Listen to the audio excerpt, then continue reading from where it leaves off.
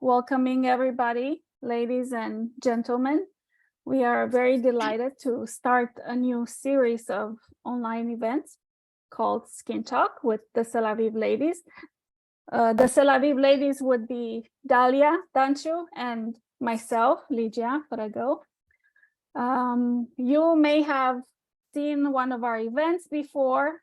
We have events on skincare and Tel Aviv and other USANA products for the past, I would say, just a little over 2 years now. So we are very delighted to start a new series on getting to know us and our USANA family more, and also different skin topics. We will introduce you to some well-known USANA associates, as well as some of the people in the USANA family that are working behind the scenes, so to speak, in different departments of the company. And we'll get to know them better, or I guess in this case, their skin better, their routines, issues that they may be dealing with, as well as their favorite USANA products. We also want to bring some different skincare topics, some tips, and we hope that all of us by the end of each episode will be able to learn something new about each of our guests, as well as learn some things that we can apply to our skincare journey. Do we have her? Yes, finally, Woo! she's here with us. Super. Great. Awesome. Our first guest is Shayna Dunford. Welcome, Shayna. We could not be more excited to start this series with you as our first guest. She is a well-known person in the USANA world. She is the director of skincare portfolio in USANA. She oversees the product portfolio from product concept all the way to sunset. She has a deep understanding of the global skincare market, consumer behavior. She knows product innovation, competitive dynamics, and helps use that understanding to form strategic decisions for the Tel Aviv brand. She has a bachelor's in accounting and a master's in business administration. She's been with USANA for 22 years, so a long time. She has held various roles within the company, but she's most passionate about her role as director of a skincare portfolio because she gets the incredible opportunity to work with amazing business leaders in the field. She's very excited to join us today to discuss a topic, the connection between nutrition and glowing skin. Yes. Welcome, Shayna. Thank you. Thank you so much for the invitation. It's an honor to be here, and I apologize for my camera settings. Got it worked out. I'm like, I got myself ready today, so it would have been a shame if I would have let a good hair day go to waste. Exactly. Right. I love your hair. You look beautiful, Shayna. Oh, thank you very much. Most of the time it's up in a ponytail, so it's done today. Shayna, many of our products are based on skin type. And I would like to ask you, what skin type do you have and which products do you personally use? And also, I would like to see which one is your favorite Tel Aviv product? Oh, great. Okay. So I have combination oily skin. But once I reached my 40s, it's this weird hormonal shift in my body. So I'm generally, oily in the T-zone and then drier on my cheeks. And then as, my hormones kind of, ebb and flow, I have drier days and other days where I have, very blemish prone skin. So I'm kind of all over the place, honestly. The joys of being closer to 50 now than I am to 40, and my skin betrays me often. So kind of in this weird dynamic right now. As far as the products that I use within the Celavine line, I do use almost every product to some capacity within the line. Again, it depends on where I am within maybe my more hormonal cycles. I either use one product more or less. What I would consider my ride or die or desert island products, there's really two of them. One is going to be their perfecting toner. You know, toners are very underrated and a lot of people skip that in their skincare routine. I would advise against that. Our toner in particular is so highly concentrated with the cell signaling peptides. It is the best way to prep your skin for the day or even prep your skin for your night routine. So Desert Island product, I use it on a cotton round first. And in this case, more is actually better. Usually I say more is just more, but I use the cotton round first, and then I put it in my hand, like almost like a aftershave. And then I tap it on my face and then my neckline. So I double dose it, and then I let it dry, and then I put on the rest of my products. The second product that I cannot live without is the Scrub Plus mask. So the Charcoal Scrub Plus mask, I keep it in my shower intentionally, because if you're anything like me, when you take your makeup off at night, there's water all over the countertop, and it is a dark product. So my husband says I splash like a duck, and it's probably true. It gets everywhere. So I just keep it in the shower, and it's a good reminder that I put it on as soon as I get in the shower. I let it sit as I'm either washing my hair, scrubbing my body, and then I give it a nice scrub, rinse it off. I use the product, I'd say, every other day, and you don't need to be aggressive with that product in particular. Okay. Some people think like the harder they scrub their face, the more effective it is. Mhm. It's really just not true. Gentle little circles all around, let it sit, rinse it off, and your skin is so soft. It unlike other scrubs that you would use, it does not pull the hydration from your skin. In fact, your skin is still glowing, very hydrated after using it. So those are the two products that I can't live without. That if I were to not work at USANA, those were definitely the two products that I would use and I would buy with my own money. So yeah, those are my favorite products. And talking about skincare routines, do you use all the products? Do you have a special routine that's different than what the norm is? Sure. Do you deal with, you've been saying that once you hit 40s, you reached a period where your skin just started acting up. So maybe you want to discuss a little bit about the issues you've been having and bringing it to the topic of the day. Perfect. Yes. So my routine, I've really pared back in the last year. I don't know how many people have had the joy of having COVID. I had it last year, and it wrecked my gut, my microbiome, and I didn't know it at the time. So this leads into the topic that we'll talk about hopefully more in January, but I'll also talk to, what I did to try to solve my skin issues. But after having had COVID, I really started to have massive amounts of breakouts, very odd breakouts. And I went and I saw my dermatologist, I saw my esthetician, and they confirmed that it wasn't my normal hormonal, I guess, ebb and flow, acne and blemishes around that time of the month. It really was how my microbiome was so disrupted by so many things that happened having had COVID, that I had to really understand that. So that led into how I had to change my skincare routine in order to kind of combat it and figure out really what was the root problem, which ended up being the microbiome. Then I had to pare back my routine. So my routine is really simple. In the morning, I will cleanse, and I will use the milk cleanser in the morning, because I've already done my foam cleanser the night before. So it's just nice, quick, easy, clean in the morning. And then of course I'll use my toner. And then I use a prescription strength product for blemishes and acne, because again, like I'm fine lines and wrinkles, but yet I break out like a 12-year-old girl. So just the joys. So I use that, and then I use my SPF product.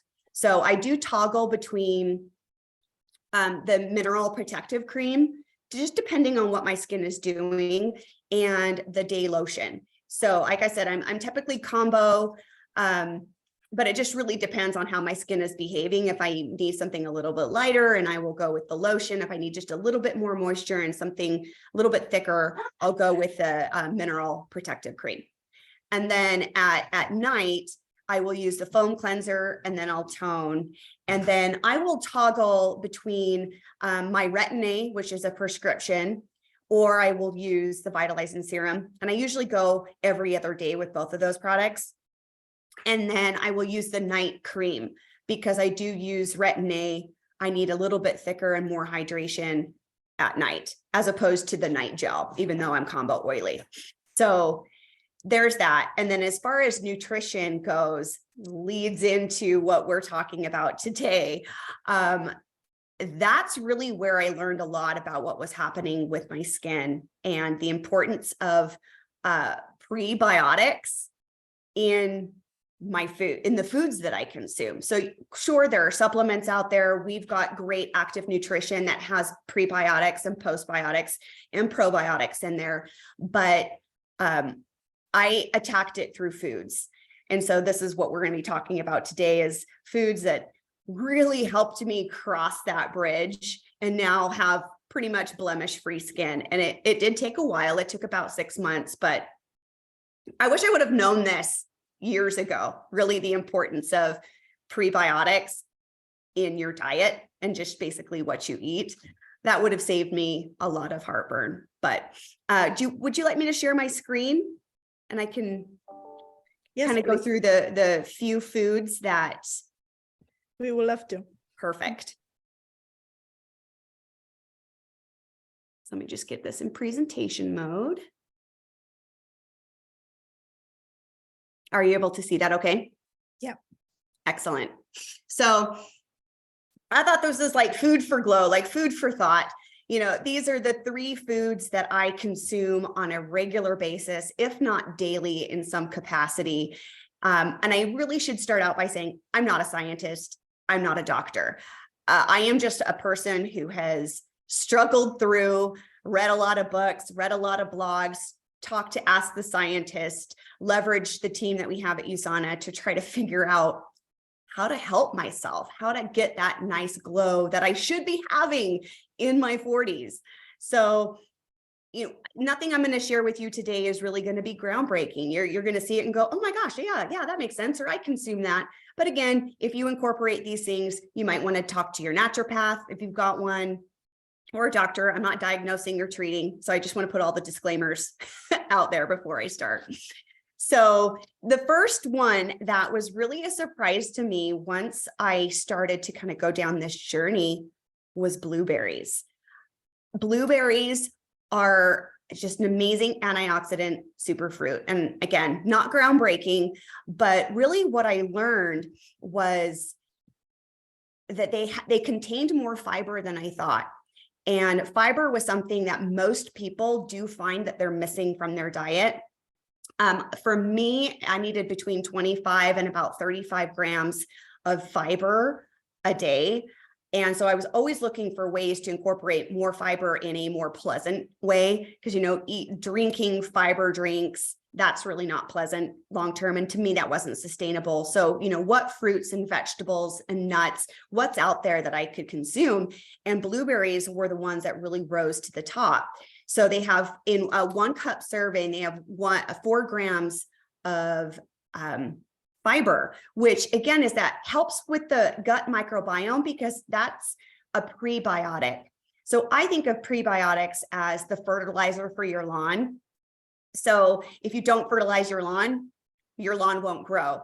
And so if you're taking our wonderful probiotics, if you're not feeding it, then it's not going to proliferate. You know, it's not going to you're not going to see the full effectiveness of it. And so once I started incorporating 1 to 2 cups of blueberries a day, it was almost an overnight game changer for me. So there's several ways. There's fresh blueberries, of course. I buy organic. Then there's the frozen ones. And I like to put the frozen in my smoothies because it acts also like an ice cube. And then I don't know if you've heard of wild blueberries. Now they aren't easy to come by in like fresh. So there's various websites out there. I believe the one that I use is Wyman's, and it's wild blueberries just ground up into a powder. And so 2 tablespoons of that blueberry powder in a smoothie in conjunction with my other blueberries gives me almost 2 cups a day in just a concentration, just in a single smoothie. It's a really undervalued fruit, and it really is a super fruit. So it protects against free radicals, and you know we all know what free radicals can do to our body because we are educated with USANA. It also improves circulation, and for those of us who are starting to lose elasticity and collagen production, thanks Mother Nature, blueberries can really help stimulate and boost collagen production. It also helps reduce inflammation, which again is great for the gut, supports a healthy gut as well, and then works to help with reduce the appearance of fine lines. They're really these great superfoods. It's got high in vitamin C, high in vitamin K, and manganese. So add blueberries to your diet. It's a prebiotic, plus it's just chock full of great vitamins. So that's my tip number 1. And I do that every single day. That you will find blueberries everywhere in my house. The second is concentrating to get enough omega-3 fatty acids. Now, we're lucky that we have Biomega, and I supplement with Biomega every single day. But I also am the type of person that like to eat healthy foods to also help achieve my skincare goals and just my general health goals. So to get omega-3 fatty acids, I say Google it. You will find a laundry list of really great foods that contain them. But these are the 3 that I incorporate into my diet on a regular basis. So you've got, of course, your salmon or your fatty fish, like mackerel. I can't eat fish every single day. I don't love fish. So eating it every day would be a no-go for me, but I try to incorporate it at least once a week for dinner. But other things you can do every single day is incorporating chia seeds. Now you can see along the top how much omega-3 fatty acids are in a serving of chia seeds, double the amount of walnuts and a fatty fish.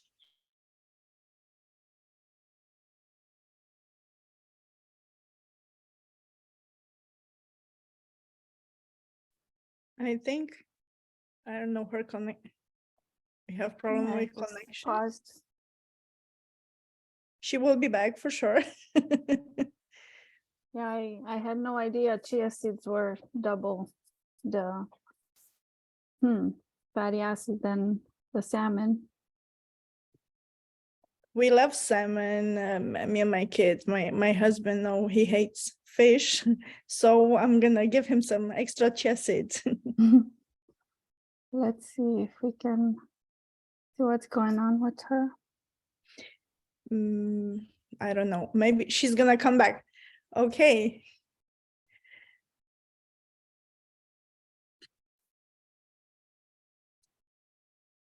Yeah, I think it's something wrong with the connection, but Shayna, are you okay? I'm so sorry. Oh, All of a sudden I no was worries. there, and then I was gone. I'm sorry. Where was I? You left it at chia seeds. Was it just me who dropped off? Apparently. Yes. So. Yes. Okay. Well, we're getting the real show today. This is real life. Exactly. Let me get back on track. Okay. There we go. Here we go. Sorry, I'm trying to go into presentation mode. The Zoom does not like salmon either, see? Yeah, it really doesn't. Okay, there we go. I apologize. So chia seeds, again, the easiest way to incorporate it is just to make a great little pudding.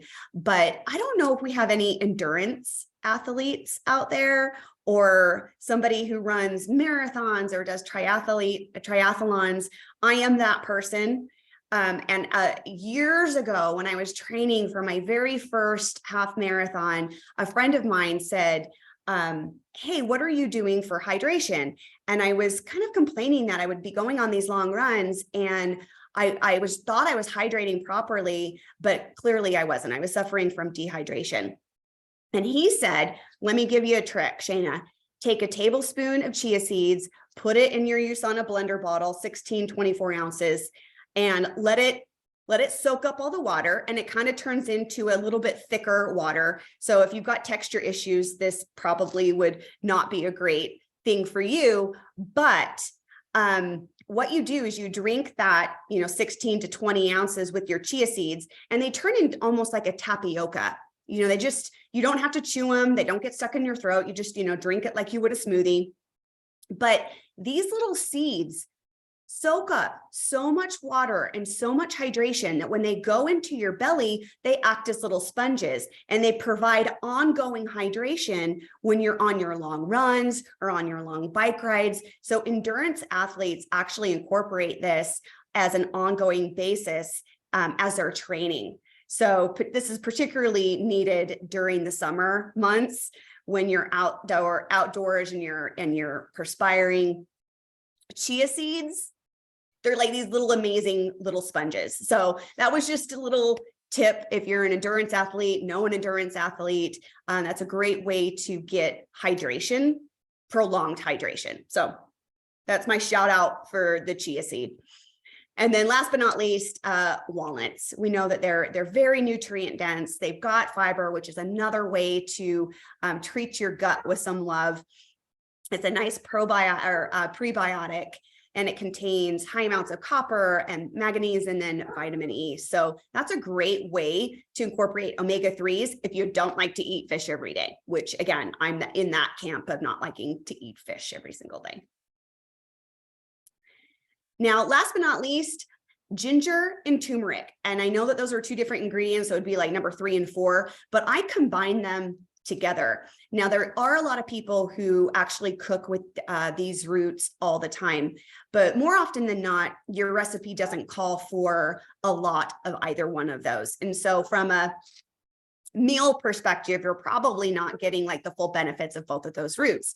So what I like to do is I make a tea with it. So I take turmeric, ginger, lemon, honey, a little bit of pepper, and pepper is what helps with you, helps your body absorb the curcumin, because your body just naturally cannot absorb that. So you need some pepper as well as a little bit of like coconut oil. And we're just talking a smidge, and you can't taste it when you make the tea with the pepper and the coconut oil. But I make a big batch of that, and then I put them in mason jars in the fridge, and you can heat it up and have it as a hot tea, or you can drink it as a cool beverage with some ice. I sip about 8 to 12 ounces of that per day. And I am telling you, turmeric is probably the most underrated root and spice out there. It has a tremendous amount of benefits. Now, I will say people can have sensitivities to turmeric. So again, talk to your doctor, talk to your naturopath, talk to your dietitian on what works best for you. But incorporating it in a tea and drinking that every single day gives you a plethora of different minerals and vitamins. It also has anti-inflammatory properties. Both of them are powerful antioxidants. They both help accelerate cell regeneration in the skin, which, who doesn't want that? Helps to promote good circulation. And then if you're anything like me, sometimes you wake up and you're a little bit puffy. You've got your bags underneath your eyes and your skin is a little puffy. It helps to reduce puffiness and swelling. So it really is just like a super root. Both of those are. And so again, if you can incorporate it somehow, whether that be making a tea or even using it in your cooking, I highly recommend. And a lot of people just don't really understand the connection between turmeric and ginger in your skin. And this is one of those drinks that I wish I would have known about these little tips and tricks when I was in my 20s, because it probably could have saved me some wrinkles down the road, So I did throw in a bonus in there, and it's water. I know this said 3 foods. It's technically not a food, it's water. And I bring it up because 75% of Americans are considered chronically dehydrated. And you may not even know that you're dehydrated, but just some signs is low energy, headaches, you might have dry skin, you might even have a compromised skin barrier. And that could be anywhere on your body, not necessarily your facial skin. You might be more prone to blemishes and acne. And then being hydrated can lead to a whole host of other skin conditions. Plus, if you're not drinking enough water, you also are not flushing out those nasty toxins that could be in our natural tap water, or it could be just in the air, or even products that you consume. Think of the nasties at the grocery store. Just think how many chemicals and stuff are actually in our foods. So the more you drink water, the more you're able to flush those out. So the rule of thumb when I was growing up was like, drink your 8 glasses of water a day. That's not that totally right. Looking at what is recommended, women should drink anywhere around 11.5 cups of water a day, and men 15.5 cups a day. But in order to see this full skin benefit, you need to have a really good skin routine. So drink your water. That's how your cells in your bodies function, but also couple that with a really good moisturizer to make sure that you're locking in all that hydration. So our toner does that, our serum does that, and our night cream really locks in all that hydration. So you're consuming it and it's not coming out through your skin. So I had to give a little plug for water. I drink about 1 gallon of water a day. And I do need to say that you need to add a hydration or electrolytes to it. So if all you're doing is just drinking water, you actually could do more harm than good if it's just strictly water. So making sure that you're at least doing, 1 full bottle, 24, 30 ounces that has some electrolyte replacement in there, particularly your potassium and your sodium, because you need to make sure that you're replenishing those so you can actually absorb the water. Otherwise, it's just moving through and it could actually make you more dehydrated. So use our lovely hydration electrolyte drink. I put that in at least 2 of my bottles when I drink about 5 of these a day. So that's when it comes to nutrition. Those are really like the 4 things: blueberries, making sure I get enough omega-3s. And then I have my ginger and turmeric tea. And then of course, I drink 1 gallon of water a day. And all those things over, I would say 6 months time frame, has completely changed my microbiome, but my skin. My skin is way more supple, soft. My barrier is improved. And I'm not getting nearly the amount of blemishes that I was previous. So you just kind of have to tweak it and figure out what works best for you. And there are a ton of foods that really help with glowing skin. So it's not just these 3 that I mentioned. Tomatoes are a great one. Kale's a great one.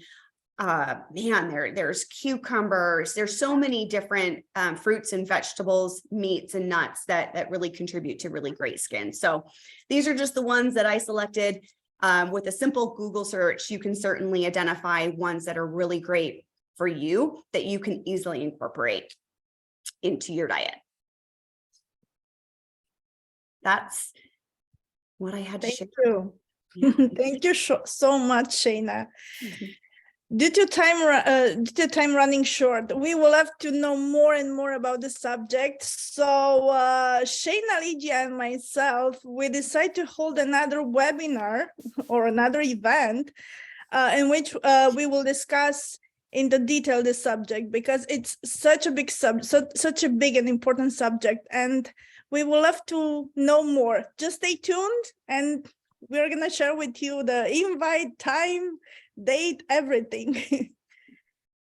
Yeah, this is just scraping the a little bit of on the subject, barely, and we feel like we've learned so much. I don't know about you, but I feel like I learned a lot, and I go through a lot of Shayna's skin issues too. So it's been very helpful to me.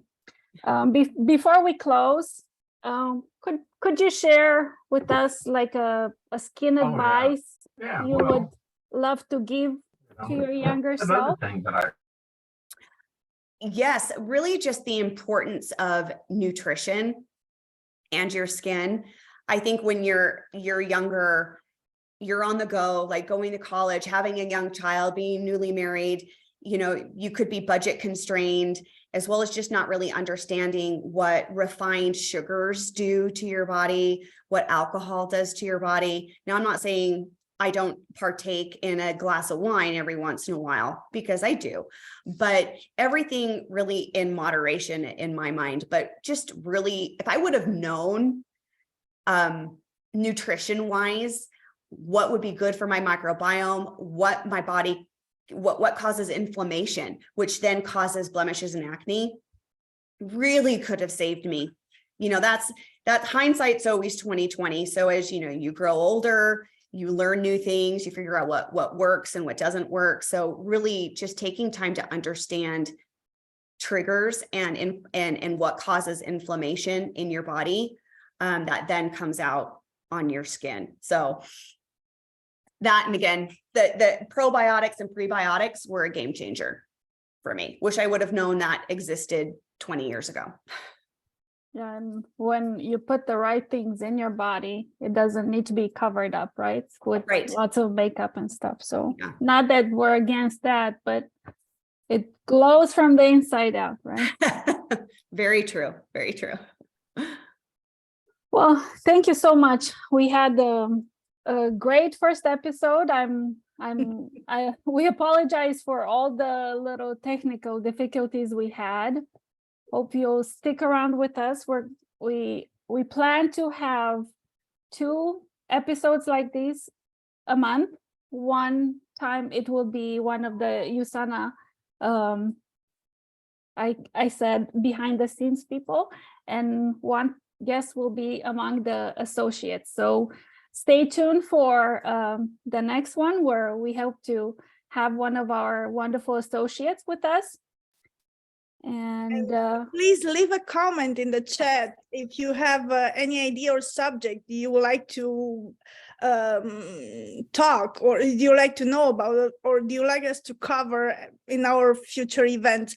It's very important. Yeah, we have different skin issues, but if you have a topic and you want to know more, just leave a comment.